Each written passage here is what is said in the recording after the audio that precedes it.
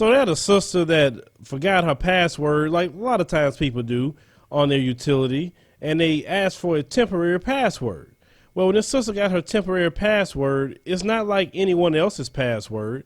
It had the N-word in it, and she felt it was done deliberately. Let's roll the clip. PSC promises to create a better energy future, but when we sat down with PSC customer Erica Conway, she told us the company just sent her an ugly racial slur created in the past. I clicked forgot password and got a temporary password from PSC, and it was capital N-I-G-G-A, and I was quite shocked. Conway showed us the temporary password email she got from PSC. When you saw this word pop up, what did it do to you? Man, it was like an emotional roller coaster. Shock, disbelief, disgusted, angry. She also showed us a past temporary passcode that was just random letters and numbers.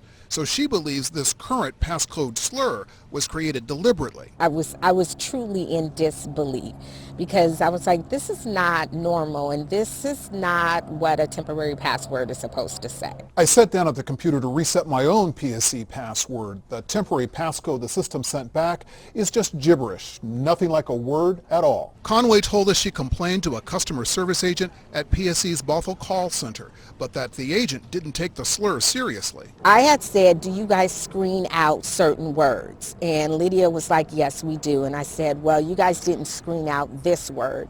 And she said, why would we? And I said, what do you mean, why would we?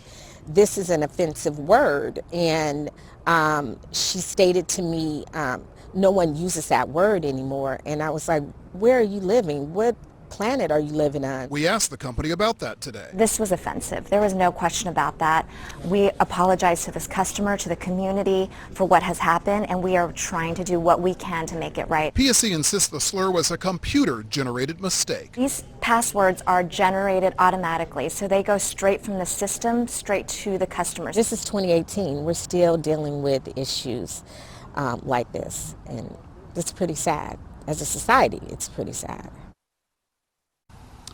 PSC tells us it is willing to meet with Erica Conway, but she says she has yet to receive an invitation. The company says it has also taken immediate steps to make sure temporary passwords are a scrambled mix of letters and numbers, and next month it will get rid of temporary passwords altogether. This was done deliberately. We all know this, because how many times have we gotten temporary passcodes and it's been just like what the man showed us his temporary password was?